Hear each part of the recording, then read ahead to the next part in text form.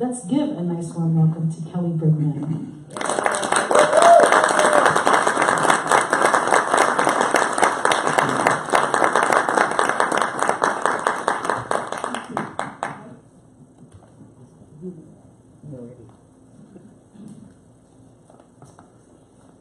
Well, I'm afraid to say anything now.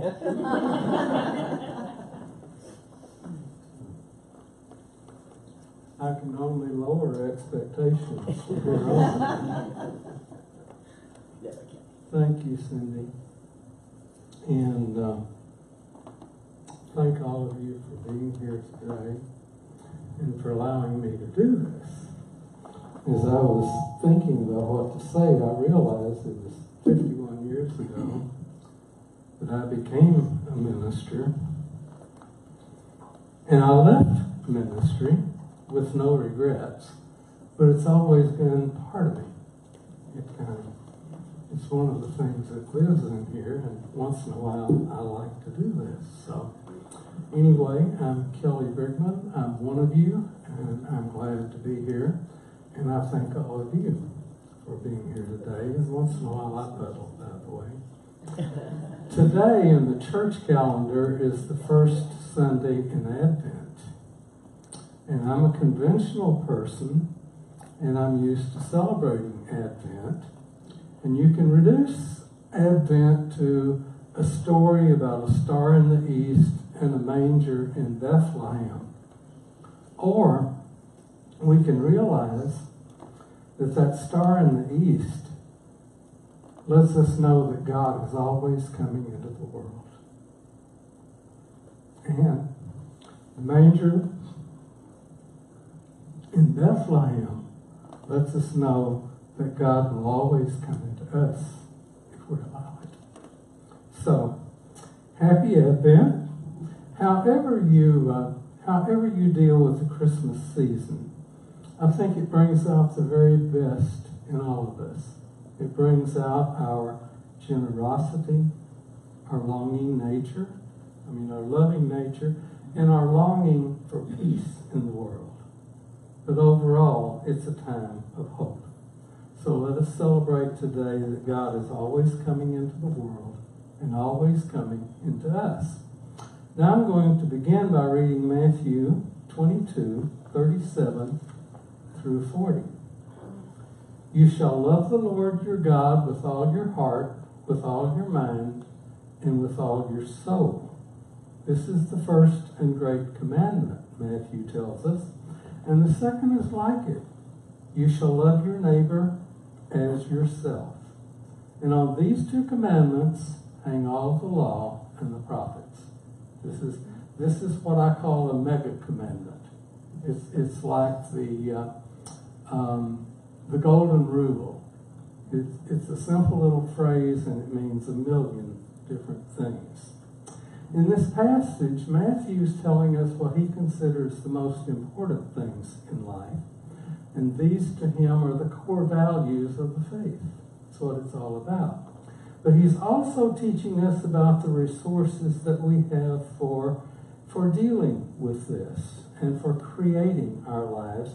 And this begins with a way of thinking. And that's big in New Thought. It's all about our way of thinking. Matthew says this way of thinking is an interaction between our hearts, our minds, and our souls. And that's what I'd like to talk about today, these three components and how we create our lives with them. I also want to relate to how we use these components to create peace in our lives. And I also want to suggest that these three components provide the very foundation for peacemaking.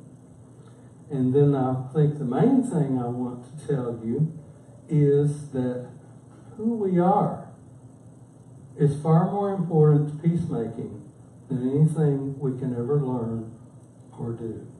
In fact, all the procedures and principles of peacemaking that we may learn are not going to be useful if we don't bring the right character to the right moment when we need to make peace. You can't have a peaceful life and only go into a rage when you're upset. And so anyway, it's about who we are. And we can only manifest, as you know, on the outside what we are on the inside. Now I want to begin with what does it mean to love God? And we have to understand that the Bible was written with an ancient Mediterranean lifestyle. Okay? And in that world, the most important thing in the world was the family farm. And it took a whole family to run it. If you lose the family farm, you go into poverty, become a beggar. And so it's the patriarch and the matriarch running it together, but it's their responsibility to keep the family farm and to keep it producing enough to take care of everybody. This is the way those people saw God. So when the Bible speaks of God, it's speaking of the great householder of the world that owns the farm. This is God's world, and takes care of all his people with the resources from the world. It has nothing to do with these warm, fuzzy feelings that we cherish so much in 20th century America. These people knew nothing about that. So to love God is to know God and stay connected, to remain part of the family. And that's what loving God means. Likewise, we love ourselves by knowing who we are. And we love our neighbors, and most of all, knowing that we are divine creatures. We love our neighbors by knowing who they are, seeing the image of God in them, and being a part of the community in which we live. And by the way, one of the things I appreciate about CSL is it's part of the community. A lot of churches are self-absorbed. Everything goes to making the church work. My theory is churches really work when you're not self-absorbed and when you put your energy somewhere else. So I picked that up from the beginning when I came here.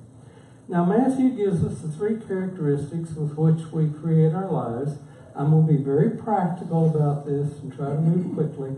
Our minds are our cognitive faculties. The part of us that can think, it can be logical and rational, it can solve problems, it can develop goals and figure out ways to achieve them, make decisions. The heart represents our emotional faculties, and emotions are useful for creating families and for belonging to God's family, by the way. All the family bonds are mainly for emotion. It's the source of our higher spiritual qualities, such as compassion, generosity, the ability to forgive people. And I think what we're not as aware of most of the time is emotions are where we get our motivation to do anything. You know, thoughts don't accomplish anything. Our minds just think.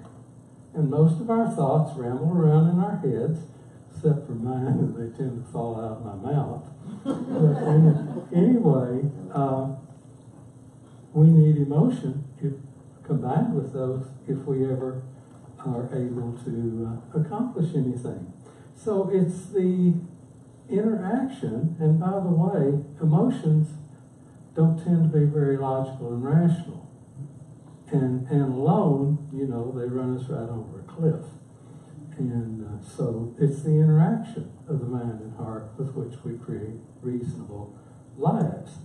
Emmett Fox said, clarity of thought and warmth of heart are required to create a mental equivalent. Think about that. So Matthew, I think, is right about the interaction.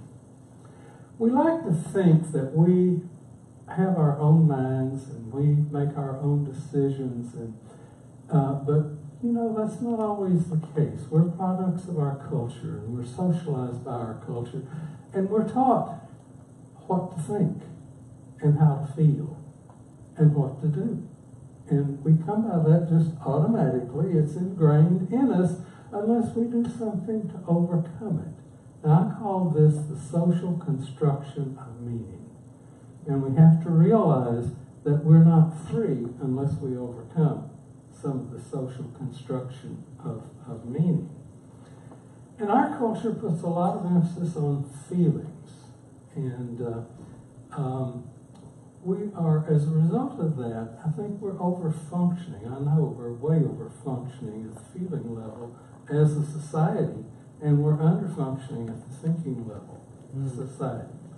Now, am I against feelings? No, but it's all about balance. I always have trouble with this kind of thing. So, I'm sorry. Anyway, on we go. Now, I want to back up a little bit, and I want to talk a little bit about Murray Bowen. He is the granddaddy of marriage and family theory and the basis of all of our practices. And Murray Bowen told us that the main developmental goal of our lives is differentiation of self. This all goes together in the end, folks. So stay with it. Differentiation of self. By that he means being able to separate ourselves from the emotional field in which we are embedded and be our own persons. Well-differentiated people could be like a drop of water that's part of a vast sea, but you still know which drop is you. And you can still act individually even though you're just one drop in the whole vast sea. Well-differentiated persons know who they are. And I tell you, when we know who we are, we can do almost anything. Well-differentiated persons can balance intimacy in relationships and autonomy.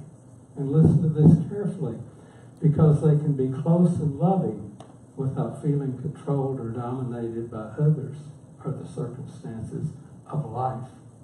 That's in them, by the way. Well-differentiated persons see their lives as being determined by the choices they make and the things they do rather than by others or the circumstances of their lives. They can disagree and be angry with their loved ones and still be logical and rational as they solve it, because they can put the feelings away and say, I need to be logical now, and deal with them in that way. They know who they are, and they can do almost anything. The key to becoming a well-differentiated person, and this sounds really small, but it's really big, is you begin by knowing when you're thinking and when you're feeling. And it's not always that easy, folks. Sometimes I really want something, and I can think I've thought it through really logically, but my mind has conspired with my heart to run me off a cliff. Okay? So those things can really happen to us.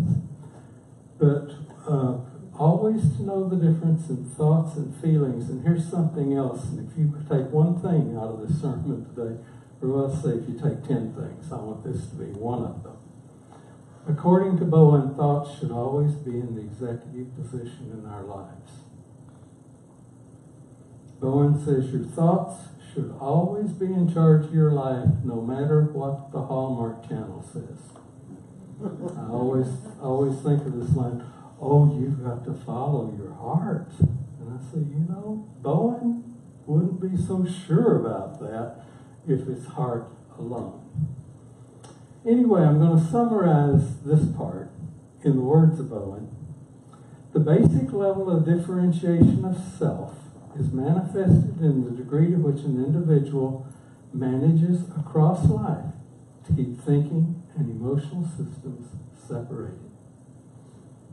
To retain choice between behavior governed by thinking and emotional reactivity, and to set a life course based on carefully thought out principles and goals. The big secret. Now, Bowen didn't deal with what most of us would think is the most important part of Matthew's personality theory, or the personality theory that Matthew is putting forth to us, and that's the spiritual faculties. And the spiritual faculties, I'm dividing these very, very simply, and I think Matthew did too. Mind's about cognition, heart's about emotion, and soul is about everything spiritual within us. And I think we need to think of soul as the part of us that is just downloaded from the universe, and that it's all in there somewhere, and that part is available to us. When we let divine mind come into us and shape our character, we overcome the social construction of meaning, and we live by the spiritual construction of meaning, because we let divine mind run our lives. Nobody's more interested in this than New Thought people. Nobody does that better than New Thought people, because every day we're concerned about letting the mind of God flow through us and direct our lives. Now, in the book of Romans, that's the signal my wife pushed the button. In the book of Romans, Paul tells us, do not be conformed to this world. Do not let what the world has taught you shape your character, but be transformed by the renewing of your mind. Let God give you a new mind and shape your character through that. Now, here's an interesting thing. The Bible is metaphors. I've told you about God. To understand God, you have to think about the family farm in the Mediterranean world.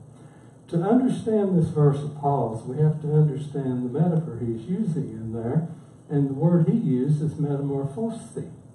And Paul was Greek-speaking and Greek-writing, so the book of Romans, written in the early 50s A.D., this would have been his word, probably. And you recognize it as our word for metamorphosis. And the metaphor here is, let God change your character the way nature changes a caterpillar into a butterfly. Awesome. Is it a new verse? Awesome. I love that. Now, I've learned an appreciation for this word, a new appreciation for this word, and for this verse since we've lived in Florida. Katie's hobbies are her work now, and she's into butterfly culture. So she plants plants that will attract and support butterflies. So they come flit around all over the backyard. They light on these plants. They drink the nectar from the blossoms, and they lay their eggs on the leaves. Now, she goes out and keeps up with these eggs, by the way, and knows where they are. But when the eggs hatch, they become caterpillars. And what caterpillars do is crawl around on the leaves, they eat the leaves, and they grow. And they keep growing and progressing toward becoming butterflies. And now Katie knows which caterpillars are which kinds of butterflies. And I say are because they already are. And I have noticed myself, as she showed me these things, I can see the whole butterfly in the caterpillar. Did you ever notice that? Yeah. I hadn't before, but I look at the caterpillar of the monarch. I see the orange color. I see the black stripes. I can look into the butterfly's eyes. But it can't think and act like a butterfly yet because its transformation is not totally complete. But soon, when it's grown, it'll go into chrysalis with a hard protective shell like a cocoon, and in a few days, suddenly, a butterfly's there. That butterfly can no longer think and act like a caterpillar. It's amazing. And that butterfly knows it's a butterfly already. And in just moments, it can fly away like a butterfly, something it's never done before. I think that's rather amazing. And I think that's a good story for how we're transformed. We begin our metamorphosis by opening our minds and hearts to receiving the Spirit. Then we grow spiritually through our faith and through our spiritual practice. We become more like God when we spend time in prayer. We become more like God when we spend time in the silence meditating. We become more like God when we study religious materials. when we worship, when we have fellowship with one another, don't forget that. That's what church is about. You can listen to the message at home, but you don't get the fellowship there. And that's what it's about, being part of the family, folks. Part of the family. In our service to humanity, we become more like God. But in the end, our transformation is not so much about what we have learned. It's almost totally about what we have become. Now, when Jesus completed his transformation, he said, I and the Father are one. That totally. He said, the divine mind lives in me. I have become the face of God in the world. Now, Charles Fillmore helped us understand. He's the co-founder of Unity, and I've been a Unity person for 10 years. I've grown that way. Just realized it couldn't possibly be the ways I've tried to make work most of my life. He was co-founder of Unity, and he says that we become transformed by letting, I'm going to take Matthew's terms now, letting the soul project onto everything spiritual, the fullness of divine mind, and this is our connection, in soul, project onto the mind, and bring that mind into coherence with divine mind, and we begin thinking like God. And then let the mind shape the emotions. Understand the mind should always be in charge. Okay. But then we can think like God and think with the heart of God as well as the mind of God. And that's how we are shaped and how we can become the face of God in the world. Now, I have one more story to tell you, and this one has really inspired me, and what inspires us changes us, you know. A few weeks ago when Cindy went out to Texas and met with her panel, and, you know, she told us this whole story, I probably wouldn't have. I would have been a basket case, by the way, if that had happened to me. But hey, I knew the right answers when I met with the ordination committee. And anyway, they told her to wait a year. Can you imagine that? Anyway, she was shocked. She was hurt. She described emotions of anger and embarrassment, even feeling guilty, which is normal enough. By the way, I noticed you didn't say shame. That's not a normal emotion, folks. That's a problem. But anyway, she briefly experienced that, and she says, hey, wait a minute. I know who I am. I'm the face of God. I am not what this panel says I am. Amen. And my life is not determined by what the panel does. Amen. It's determined by who I think I am. Absolutely. And what I do. Absolutely. And she made peace. That's our Cindy. That's our Cindy. That's right. That's right.